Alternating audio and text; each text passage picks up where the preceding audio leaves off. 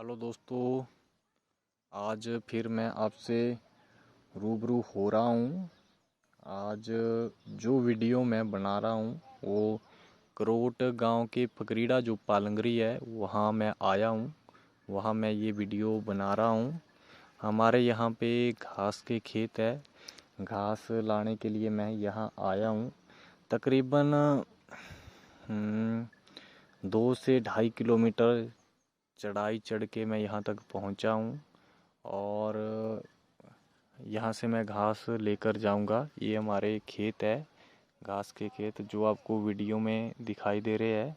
इसको हम अपनी भाषा में कान कहते हैं। और यहाँ पे यहाँ के लोगों की समस्या, इस वीडियो का मेरा मेन मकसद है बनाने का। जो यहाँ के लोगों की समस्या है उसको मैं आपको बताऊँगा। ये जो घर है ये आपको वीडियो में दिखाई दे रहे हैं। ये फकरीड़ा पालंगरी है, करोट गांव का ही हिस्सा है। यहाँ के लोगों की सबसे बड़ी समस्या है सड़क। और ये लोग इस सड़क के लिए पिछले 30 से 35 सालों से जूझ रहे हैं और उसके लिए संघर्ष कर रहे हैं। इनको जो नीचे सड़क है वहाँ से तकरीबन 3 से 3.5 किलोमीटर पैदल आना पड़ता है। इनका जीवन बहुत ही कठिनाई और चुनौती से भरा हुआ है। ये लोग प्रतिदिन जैसे दिहाड़ी मजदूरी या नौकरी या किसी और पर्पस से रोज़मर्रा का जो वस्तु होती है सामान लाने के लिए इनको नीचे जाना पड़ता है। जो स्कूल है बच्चे पढ़ने के लिए जाते हैं वो भी नीचे 3 किलोमीटर नीचे है। बच्चों को भी बहुत ज़्यादा कठिनाई का सामना करना पड़ता है। और जो रास्ता है वो पूरा जंगली रास्ता है। वहाँ पे रात में आना या दिन में अकेले छोटे बच्चे को आना किसी खतरे से खाली नहीं है। वहाँ से आना खतरे से खाली नहीं है। जंगली जानवरों का खतरा हमेशा बना रहता है, परंतु इनकी मजबूरी है, आना पड़ता है। तो जो वीडियो में आपको घर दिखाई दे रहे हैं ये हमारे आदरणीय ताया जी है। उनसे मेरी पिछले कल बात हो रही थी। मैं पिछले 2-3 दिनों से यहाँ आ रहा हूँ क्योंकि आजकल घास का काम चला हुआ है, तो सुबह सुबह हम आ जाते हैं और एक आधी जो घास की गड्डी जिसको हम बोलते हैं वो ले जाते हैं। ये हमारा सुबह का रूटीन बना हुआ है पिछले 3-4 दिनों से। तो कल मेरी ताया जी से बात हो रही थी कि ताया जी आप आजकल चुनाव का माहौल है हिमाचल में। जैसे आपको पता है कि आने वाली 12 नवंबर को हिमाचल में वोटिंग होनी है विधानसभा चुनाव के लिए। तो ताया जी से मेरी बात हो रही थी कि ताया जी आप इन चुनावों को कैसे देखते हैं और आपकी इन चुनावों से क्या उम्मीद है। तो ताया जी कहते हैं कि बेटा हमने ऐसे चुनाव पिछले कई वर्षों से हम देखते आ रहे हैं, मगर पिछले जो 40 वर्ष से हमारा एक ही लक्ष्य रहा है वो है सड़क निकालना। उसके लिए हमने रात दिन मेहनत की है, कई दिनों तक धरने दिए, हर नेता के पास, छोटे से बड़े नेता के पास, हर पार्टी के पास हम गए हैं, मगर हमें उसका कोई भी हमें लाभ नहीं हुआ। सब दिलासे देते हैं मगर किसी भी पार्टी, किसी भी नेता ने हमारी ना ही सुनी है और ना ही हमारा काम करने की कोशिश तक नहीं की है। और मगर हम इस सड़क को निकाल कर रहेंगे।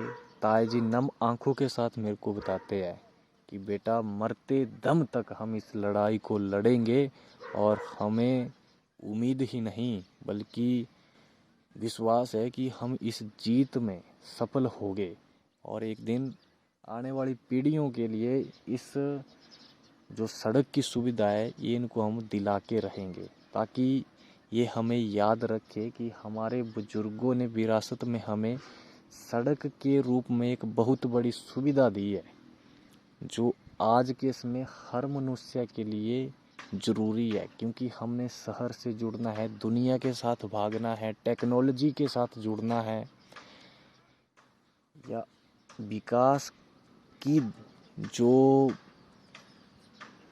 गति है उसके साथ जुड़ना है तो हमें सड़क, हमारे गांव में, हमारे घर के पास सड़क का होना ज़रूरी है। जब भी यहाँ कोई बीमार होता है तो उस पेशेंट को, मरीज को पालकी के द्वारा सड़क तक पहुँचाया जाता है। उस प्रक्रिया को, पालकी को जोड़ना, लाना, जोड़ना, 4-5 बंदों को इकट्ठा करना, ये सारी इस प्रक्रिया में लगभग 2 से ढाई घंटे नॉर्मली लग जाते हैं। उतने को मरीज की हालत और खस्ता होती जाती है। सड़क से लेकर आईजीएमसी शिमला तक मरीज को पहुंचाने में 2 से ढाई घंटे लगते हैं और उससे ज़्यादा समय यहाँ से सड़क तक मरीज को पहुंचाने में लग जाता है। ये मतलब हमारे लिए एक बहुत ही बड़ी दुर्भाग्य की बात है कि हम किस दुनिया में, किस समाज में हम रह रहे हैं। तो इन लोगों के जीवन की ऐसी इनको कठिनाइयों का सामना करना पड़ता है। इनके जीवन की सबसे बड़ी समस्या यही है कि सड़क का ना होना। खैर, इंसान का जीवन एक चुनौती है, पर हर दिन का हर पल पल चुनौती नहीं है। परंतु इन लोगों को हमेशा यह बात खलती है कि हम कहीं ना कहीं हम पीछे, हर लाइन में हम पीछे खड़े हुए हैं, चाहे वो किसी भी क्षेत्र की बात करे, क्योंकि इन लोगों को जो सड़क से जुड़ने के लिए बहुत समय लग जाता है।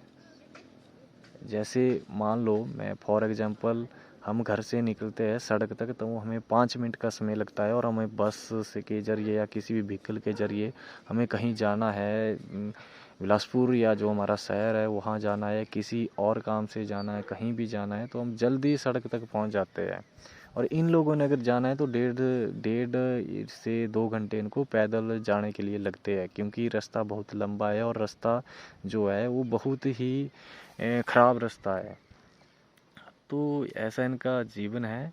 परंतु मेरा इस वीडियो में मैं यही कहना चाहूँगा कि जिन लोगों ने इस सड़क को रोका है, जो नीचे जहाँ तक सड़क बनी हुई है, जो करोट गांव की सड़क है, केवल वो पिछले कई सालों से 30 से 35 सालों में 700 मीटर रोड ही आगे निकल पाया। उसके आगे कुछ महानुभाव है, कुछ बहुत ही बुद्धिजीवी और समझदार लोग हैं जिन्होंने सड़क को रोका हुआ है।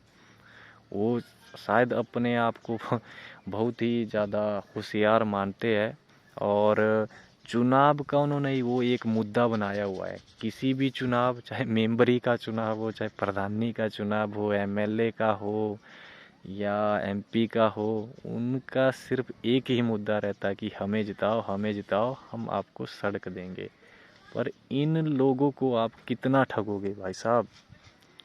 मेरा आपसे अनुरोध है कि अपनी पुरानी बातों को भूलकर पुरानी दुश्मनियों पे पर्दा डालकर कुछ समाज के लिए अच्छा काम करो, कुछ समाज की भलाई करो। इन लोगों की दुआएं आपको लगेगी, ये आपको याद रखेंगे कि यार इन लोगों ने कुछ हमारे लिए किया है। ऐसे तो ये बद्दुआ लाजमी है, जो आदमी पिछले 40 सालों से दुखी है वो आपको बद्दुआ ही देगा। जैसे ताया जी कह रहे थे, जो इनके जो घर है, इनसे मैं बोल रहा था कि पिछले कल मेरी बात हुई है, तो ये बोल रहे थे कि जिनका कोई नहीं है उनका ऊपर वाला है, ये कभी ना कभी खामियाजा भुगतना पड़ेगा इसका। तो यार, क्यों आप अपने लिए, अपने बच्चों के लिए ऐसी बातें सुनते हो।